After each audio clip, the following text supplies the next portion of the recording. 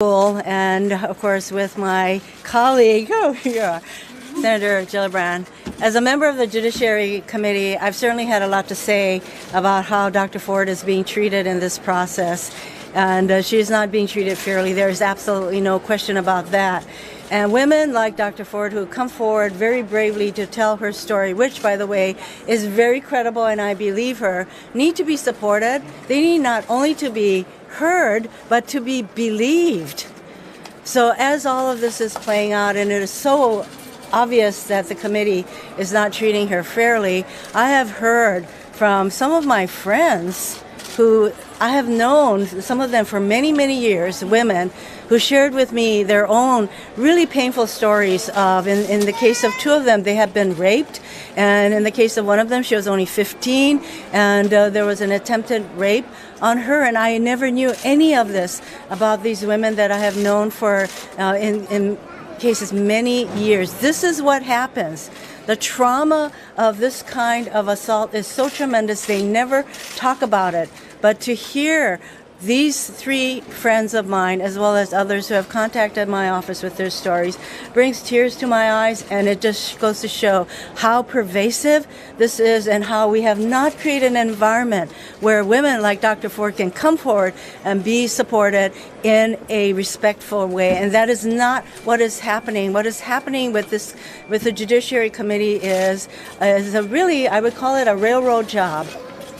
And it's totally unfair. The way I portrayed it and describe it is you have the entire force of the presidency and all of the supporters of Judge Kavanaugh in the Senate arrayed on one side, and on the other side you have Dr. Ford, who doesn't even have the benefit of an FBI investigation as we all have called for. You know, how unfair is that? And that's why I'm really grateful that the leaders of her school are coming forward. They organized a letter drive to stand with Dr. Ford, and they're going to have a few words to say in a couple of minutes, but this is not fair. I'm counting on the members of the press to point out that this is a fast track. They are totally intent on getting Judge Kavanaugh onto the Supreme Court, come hell or high water. Come hell or high water, and you have to ask yourself, why? And why isn't Judge Kavanaugh asking for an FBI investigation if he has nothing to hide? You all should continue to press that point. So now Shall we receive the letter and then close this out? Sure. Yeah. Okay. Would you like to come present the letter? Would you like to read Introduce yourselves and sure. read the letter and... No, go ahead. You step forward. Sure. Hi, my name is Sarah Burgess, and I'm Holton-Arms alumni. I'm class of 2005. I'm here today to share a letter which has been signed by over 1,000 Holton alumni in support of Dr. Christine Blasey Ford. We believe Dr. Blasey Ford, and we are so grateful to her for coming forward and sharing her story. As we say in the letter, her experience is consistent with experiences that we have heard and lived, and many of us are survivors ourselves. We are sharing this letter so it can be officially added to the record, so the Senate Judiciary Committee can consider it as they make this very important decision. Dr. Blasey Ford has shown that she is beyond credible. Sexual assault needs to be taken seriously, and there is no way that you can vote on this before we have a thorough and independent investigation.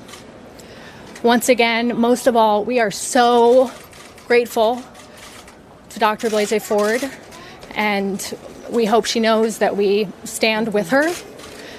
And we are so thankful that she is helping us move towards a world where women can be free from sexual assault and violence. Thank you. Thank you. Thank you. Yeah. Thank you. So Here's the letter.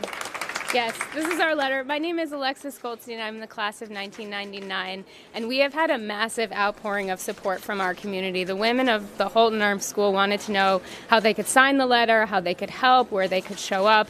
Everyone wants to stand in solidarity with Dr. Christine Blasey Blasey Ford, and we are so proud to be here, but we are mostly proud of her and her courageousness.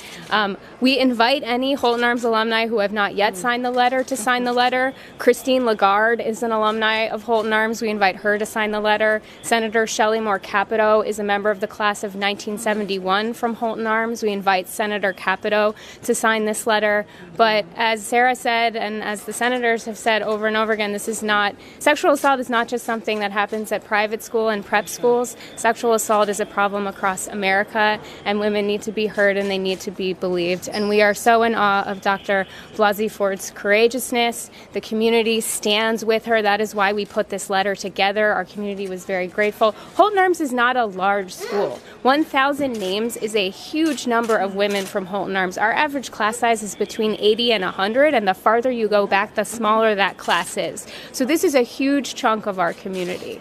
But there's one other thing I just want to share with you. So when I was 14 years old, I was on the field hockey team at Holton-Arms, and we made a shirt, and I've held on to it for 23 years because it says something on the back that really means something to me. So I was 14 going on 15. I just want to remind everyone that Dr. Christine Blasey Ford was 15 at the time of this assault. That is so young. That is so young. So when I was that young, I was on the field hockey team, and we made this shirt for the team, and it says don't mess. So I'm here today because I want to say don't mess with Dr. Christine Blasey Ford. Don't mess with the alumni of the Holton-Arms School. But most importantly, don't mess with survivors. Because this is not 1991, and America has their back. Thank you. Thank you. Well, I just want to thank these. Oh, you were speaking too. Sorry. Go ahead. Please. So I'm Kate Gold. I am class of 2005, and I just want to say that I hope that Dr. Christine Blasey Ford gets the message that we have her back and that we support her in everything that she's going through right now, which is a horrible amount of things that no one should ever have to go through. So I'm glad that you guys are here. And I'm happy for everyone that has signed the letter and everyone that has tried to sign the letter when they're not alumni. And it's been really sweet and wonderful, all of the support that is coming through. So thank you. God bless. Kirsten. Well, I want to thank these strong, courageous women that are standing with us. I want to thank Senator Hirono for her amazing leadership and her willingness to speak truth to power. So this letter is signed by 1,000 women. There are millions more who want to be heard on this very issue. I believe Dr. Blasey Ford because she's telling the truth. And you know it by her story. You know it by the fact that she told her therapist 5 years ago. It was documented at the time. We have the therapist's notes. She told her husband, this is a trauma she's been dealing with her whole life. She doesn't want to be in a bedroom that doesn't have 2 doors. People knew that about her a long time ago. She told a friend a year ago. She told a reporter before Dr. Kavanaugh was ever named. These are the hallmarks of truth.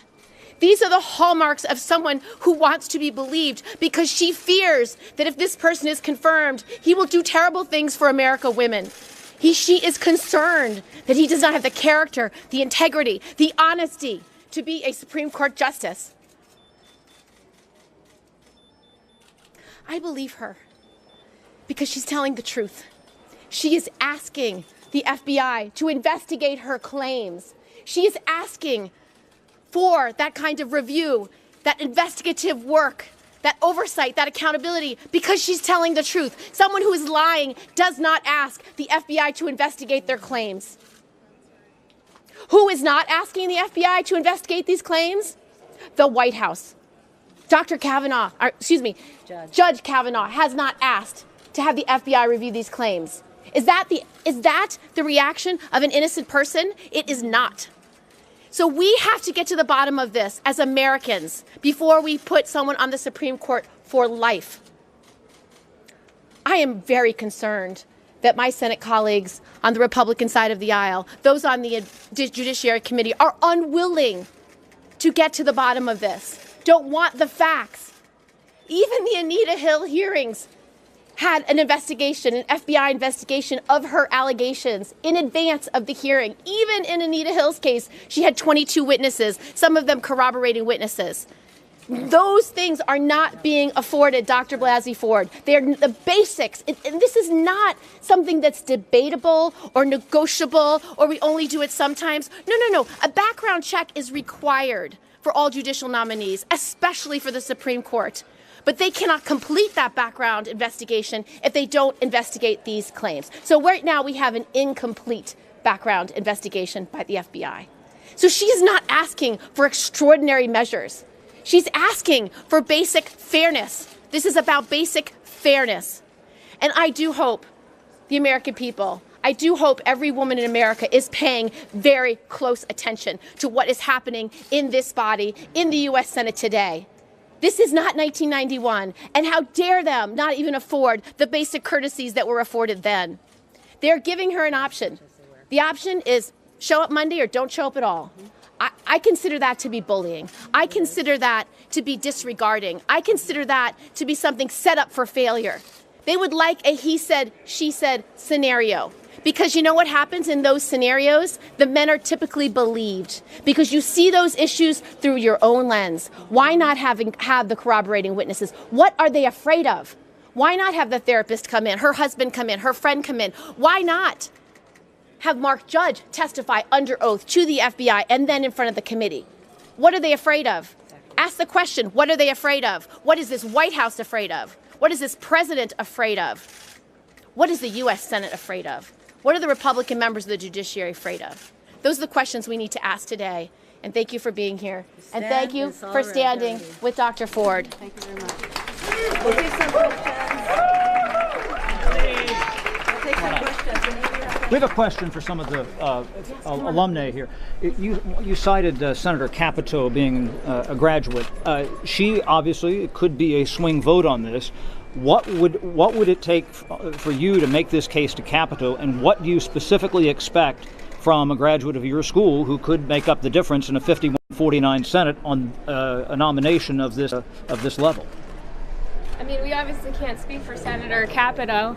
We have reached out to her office. We've reached out to her staffers. We're going by there later this afternoon to hand deliver a copy of the sign-on letter and invite her to sign just to make sure, absolute sure that she gets it. Holton-Arms has an honor code that I think it's safe to say we all take very seriously and believe in each other. So I would hope that the senator would consider signing our letter and consider the fact that this is a member of her extended Holton-Arms community, but we cannot speak for the senator. More than just signing the letter, you need to be able to convert her vote from a potential yes to a no on it. So, I mean, that could make the difference right there. I mean, maybe the senators can speak to that more. We're standing as members of the Holton-Arms alumni community in support of our fellow alumni, and we are just asking all members of our alumni community to do that, including Senator Shelley Moore Capito. Ma'am, maybe if I could follow up with you on Chad's question. Would you endorse a call for Capito to withhold her vote or to vote no?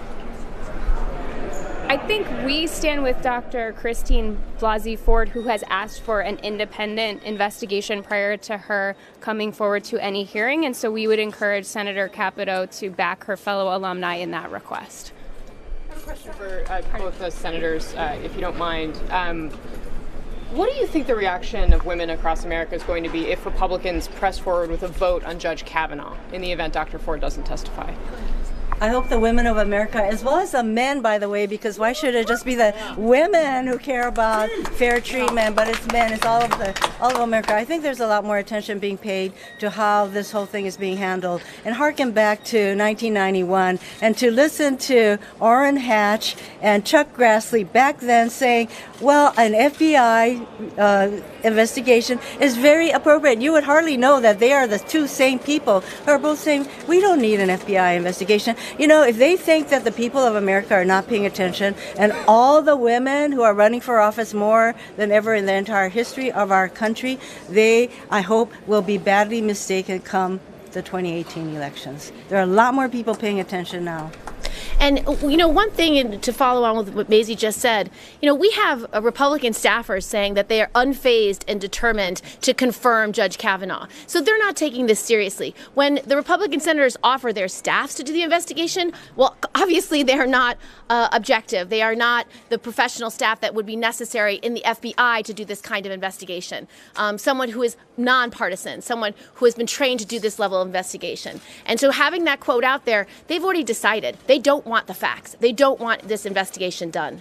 And let me tell you why this is being so fast-tracked. They need to get Judge Kavanaugh on the Supreme Court before the October term begins, because there are a lot of really important cases coming before the court. And the president he thinks that Justice Kavanaugh will protect him from civil and criminal proceedings, because that is what Judge Kavanaugh wrote. And then the Federalist Society and the Heritage Foundation people, they don't want any more 4-4 deadlock Supreme Court decision, as happened in the Fredericks case, which was a case that was going to eviscerate public sector unions. And then along comes Judge Gorsuch on the court, and suddenly there's a 5-4 decision called Janus that did just that. These two organizations want their justices to be, well, they want Justice Kavanaugh up there so that he can be the fifth vote on women's reproductive choice, on environmental protection laws, on continuing attacks on unions and working people. That is why this is being fast-tracked. Not to mention,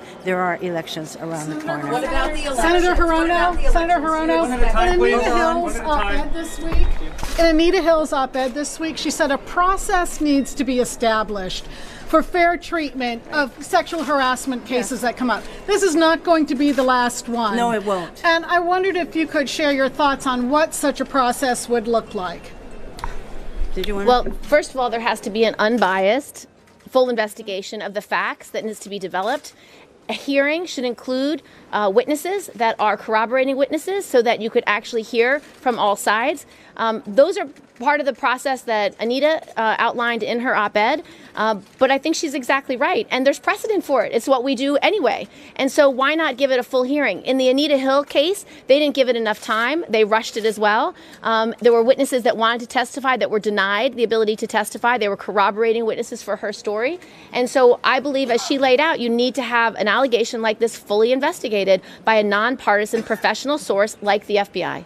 And anybody who understands the dynamics of this kind of an experience should know that you have to treat the witness with dignity, or the survivor with dignity, and that this whole process is so rushed that it makes our heads spin. Totally unfair, because these people, the president and the Republican supporters here of Judge Kavanaugh, are totally focused on getting this person onto that Supreme Court.